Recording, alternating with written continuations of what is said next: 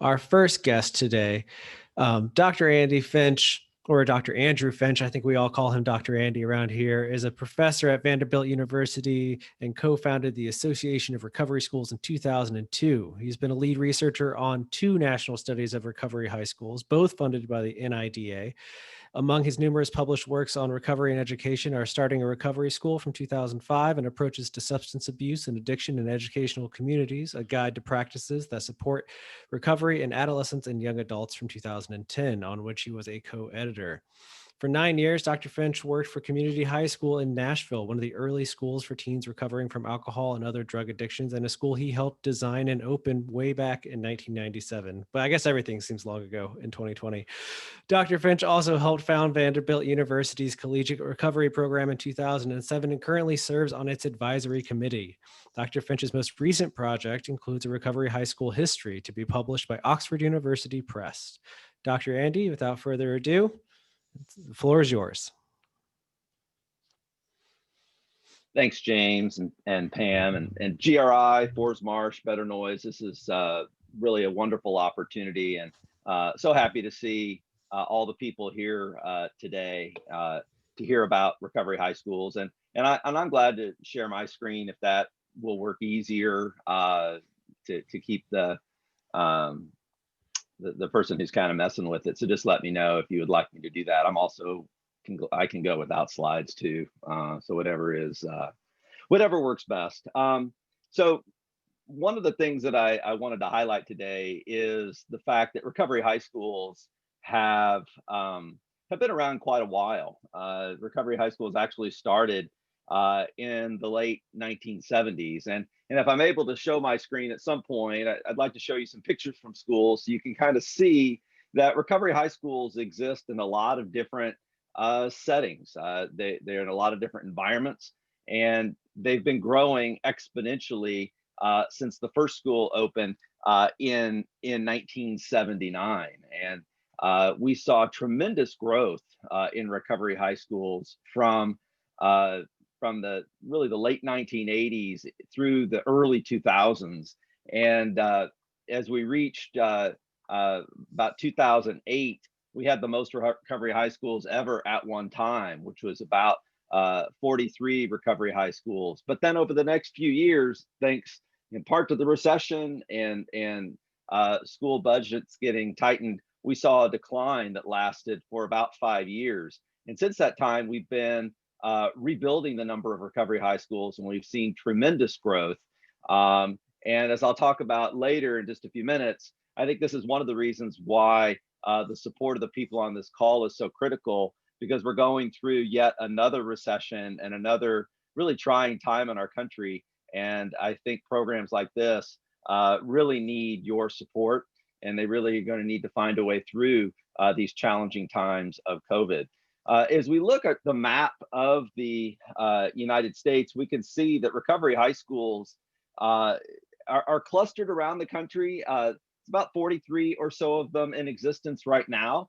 And we'll see clusters of them in the Northeast. We see a few down in Texas, but they're really scattered around. And as you can see on your screen now, there's huge pieces of the United States where there aren't recovery high schools. And I think this is one of those things that we need to pay attention to. We could see that we've seen tremendous growth in recovery high schools in some places, but not in others. And I think part of what we need to do in the coming years is understand why we have recovery high schools clustered in certain areas, but not in other places, especially since we know that the data is showing how well recovery high schools work. You can advance to the next slide, please. So I think it's important for you to understand what a recovery high school is. I mean, many people who may be on this meeting today may have heard recovery high school, heard that word.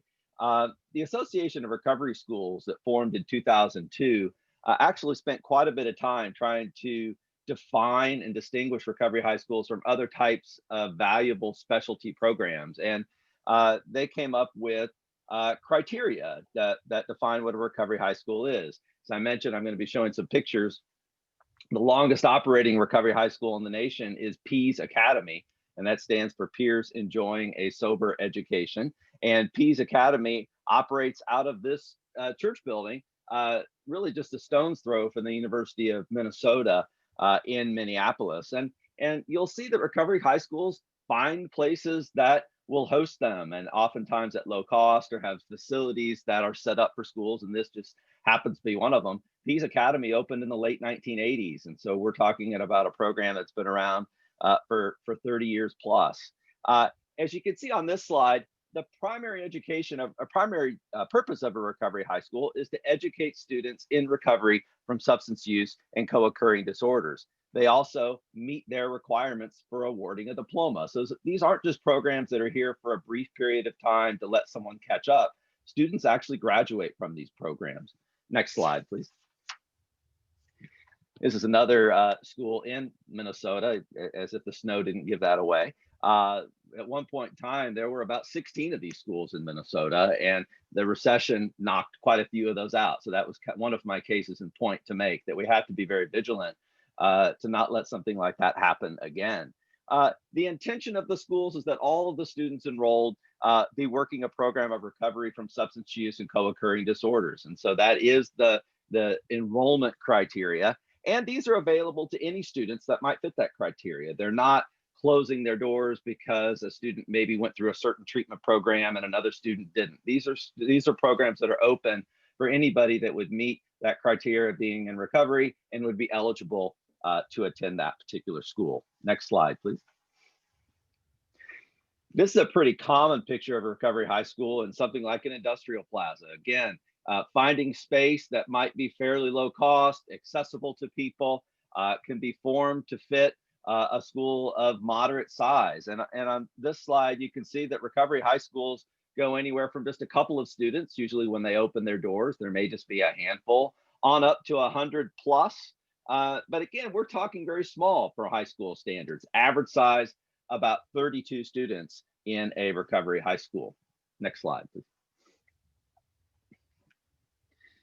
This is actually a circle at Hope Academy, and we're going to hear more about Hope Academy today.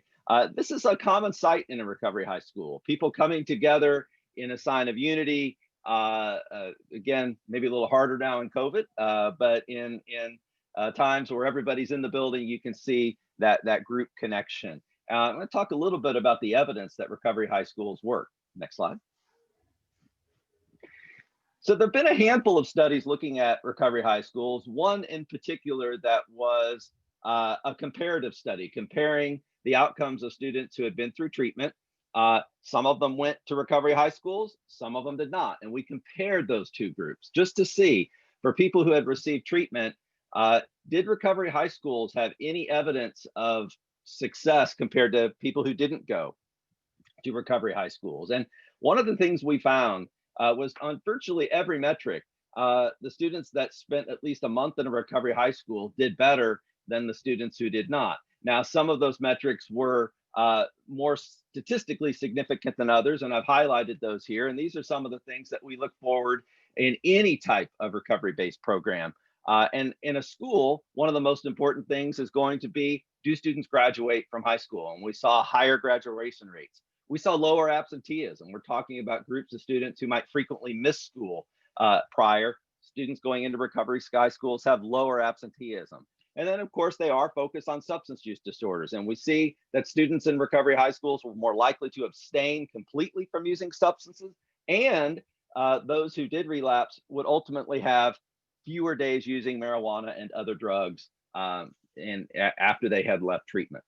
Next slide, please. We ran a cost benefit analysis as well and found that the net benefits of being in a recovery high school were about $32,000. Now, cost benefit analysis isn't my specialty. There's all kinds of formulas. We worked with some folks at University of Wisconsin that do this regularly. And what I was surprised to find out is, as of today, there is no way of figuring into a cost benefit analysis the benefit of being abstinent from alcohol or drug use for an adolescent. So think about that. This is a $32,000 benefit, but they were not able to compute the value of being abstinent. There are ways to compute that for adults, but this is one of those places where the science hasn't caught up yet. So you could imagine the benefit probably is actually far higher than $32,000. And this is for programs that might cost a little bit more to run because they're smaller and have some extra programming built in. We also discovered through doing this that there was a 20 percentage point higher chance that students would graduate from high school if they attended a recovery high school than not if they had been to prior treatment. Next slide, please. I mentioned earlier attendance and completion. This just looks at the specifics of it. 5 fewer absences over the last 90 days. Now, keep in mind, in a lot of districts, if you miss 10 days of school in the year, that's pretty excessive. So you're talking about students that have some pretty high rates of absenteeism. So to see big drops like this is pretty significant. And we even predicted high school dropout and saw that the probability of high school dropout was only about 10% for recovery high school students compared to 27% for non-recovery high school students. And again, this is all data comparing students who had been to treatment before, and this was their next step. They either went to a recovery high school or not. Next slide, please. I think it's important to understand the moment that we're in. As I said, there's about 43 or so recovery high schools. You could see they're clustered in certain parts of the country. They're scattered in others. We know of anywhere of 5 to 10 more that are in the process of opening their doors right now. So we have a long way to go to get recovery high schools to everybody who might be able to benefit from one. But the recovery high schools that are existing currently are actually dealing with what everybody else is dealing with in education right now, and that's this COVID crisis. And I call this the heaviness of right now. We don't know the full impact of COVID long term. We do know that it is affecting things like referral to specialty programs.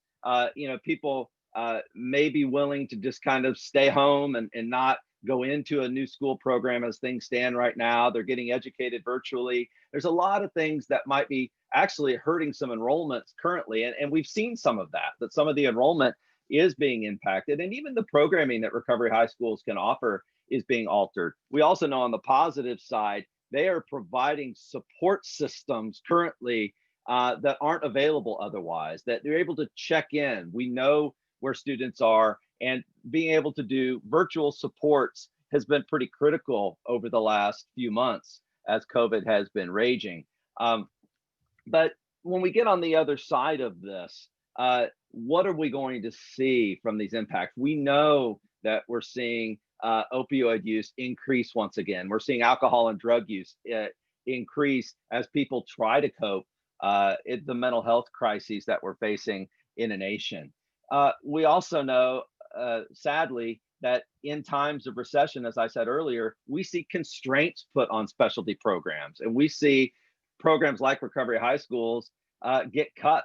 It's where school districts saying, look, we need to find ways to tighten the belt. This might be a nice program, but we just can't afford it right now. So, I hate to use an overused analogy, but this perfect storm seems to be upon us. We have perhaps more need than ever before for things like mental health and substance use supports in our schools, and yet potentially we might see some belt tightening that could threaten recovery high schools. So we need to find ways to buttress them so that they can make it through this crisis. We also know that we're at the dawn of a new administration, and every time we have a new administration, it brings up possibilities. It also brings up questions. We don't know what the future will hold. What will be the federal response to substance misuse and recovery? Also, what will be the response to education, and will recovery high schools have a priority? We have seen over the last 20 years that recovery high schools have made it into the federal landscape, and people know what recovery high schools are at the federal level and on many state levels. But we need efforts like this to continue explaining to the public not only what recovery high schools are, but how important they are and how they need continual support, ongoing support as we move forward. Next slide. And I want to close with an evaluation that actually just came out in the last week or so. It was an evaluation done of the 5 recovery high schools in the state of Massachusetts, 3 of which have been operating since 2006. And this was a pretty powerful statement that was in this evaluation. They spent a bit of time over the last year visiting all of the schools, interviewing students, looking at that programming. And it was a group of people that went in to do the study that prior to the study didn't have a lot of knowledge about recovery high schools. They really did their homework, they looked at the research, but they were really going in as close to a blank slate as you can get. And in one of their closing statements of the report, it just jumped out at me. I felt like I needed to include it today. That they actually titled the report, "This School Saved My Life." So there's an evaluation report done by a government contracted organization. This is what they title it. And here's a quote: "Whether stated figuratively or literally, multiple students in multiple sites expressed the life-sustaining nature of these programs. After extensive study and consideration, we believe that without these programs, dozens of our state's young people would be substantially worse off, both in terms of their academic and their recovery progress. Without these programs, dozens of young people would be substantially worse off." So I hope that statement sticks with you. We're going to hear from a number of people here in the next few minutes who can speak to the power of recovery high schools. And I really thank you for taking time out of your day today to hear these stories and to learn more about recovery high schools. And we welcome your support.